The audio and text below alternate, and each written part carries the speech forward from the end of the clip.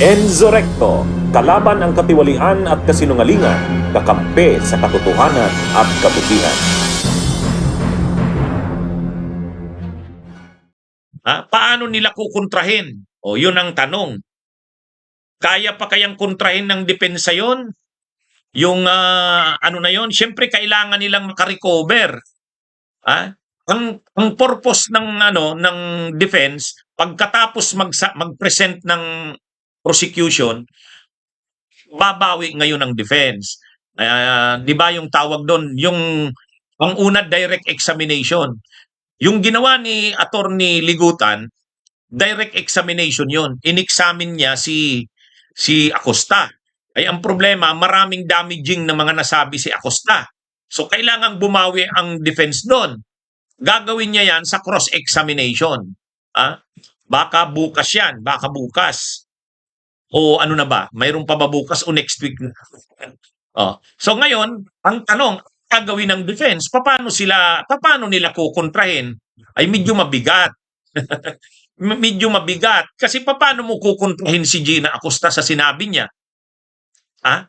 Si Sara siguro, kailangang i-present si Sara Duterte para magpaliwanag si Sara. Kaya lang, parang wala lang kay Sara Duterte. Hindi yata nila ipipresent si Sara. Ang bola kasi dito, nasa defense na eh. Wala na, ang prosecution na-establish na ngayon. Na-establish na grabe yung mga disanomalya sa confidential funds. At ang pangalawang pangulo, si VP Sara Duterte, ay may malaking pananagutan doon.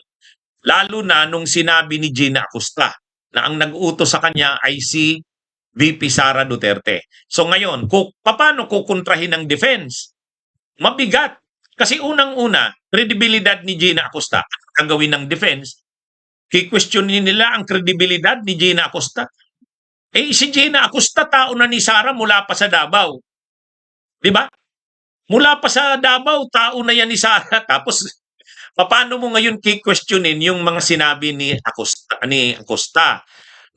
na Davao pa lang, trusted na yan ni Sara. At saka ang trabaho niya talaga sa Davao pa lang, siya ang taga-liquidate ng confidential funds. Special disbursing officer na siya ng confidential funds maging sa Davao pa lang. So yan ang ngayon, mabigat, mga kabunyog, mga kababayan.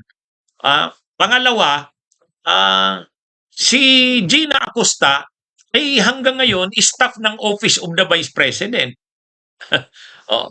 Kaya hindi mo naman masasabing masama ang loob ni Gina Acosta kay Sara Duterte. Hindi. Nandyan pa siya kay Sara hanggang ngayon. So parang talagang yung sinabi ni Acosta, tama ka, Grimofana, 2 beses na rin sinabi yan ni Acosta. Doon sa House of Representatives, sinabi niya yon, at hanggang ngayon, inulit niya na naman. So, pag 2 beses mo na yan inulit, walang pagbabago sa declaration mo. Totoo yun. Kaya ang tanong ngayon, paano kaya lulusutan ng defense yan? Mukhang mahihirapan sila. Hindi. Paano mo i-cross-examine? O sige nga. Yung problema dito sa defense, ang abogadong ipinantapat kay Attorney Ligutan, yung si Attorney Bacuel, batang-bata pa naman yun, kapapasa pa lang sa bar noong 2022. Kahit makikita nyo yung si Bacuel, yung abogado na mataba, yung bata, natataranta eh. Hindi nga makapagtaas ng boses kasi parang duda siya sa sinasabi niya. Ang dapat siguro sa defense diyan, dapat pumasok na, lumabas na si Attorney Fortun, si Siegfried. Dapat lumabas na si Attorney Greg Narbasa, yung mga veterano na mga senior lawyers. Masyado nilang ina-underestimate ang prosecution. Grabe na ang score ng prosecution eh. Grabe na ang score ng prosecution sa totoo lang. Lahat halos ng mga nag-a-analyze, mga legal experts, nag-a-analyze, lamang na ang prosecution. Kailan nila re-remedyohan yan? sa ano na, pag sila nasa defense, ang nag-present ng mga testigo at ebidensya, mahirap na yan. Dapat dito pa lang, makarecover sila. Hindi na pwedeng yung si, ano na naman, Attorney Bukwel. Mapapahiya sila.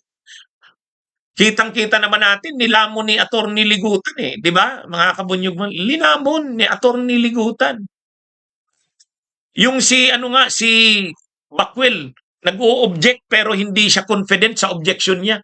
Ang hina ng boses niya. Hindi niya masabi ng malakas kasi parang nakakahiya yung ginagawa niya eh. Pagkatapos, magko-cross-examine siya. Eh, dapat iba na. Dapat maglabas na ng magaling na lawyer ang defense.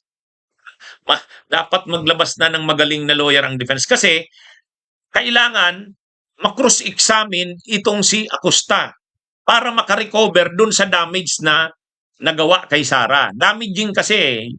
Kaya lang, sinong gagawa? Yung Attorney Bukwel? Yung batang abogado na mataba? Ay, mahihirapan. Dapat maglabas na ng magaling na lawyer ang defense. Hindi pwedeng umaasa na lang sila diyan sa mga parang inaano niya, yun, sabi pa nga, sabi ni John Hernani, swallowed by life.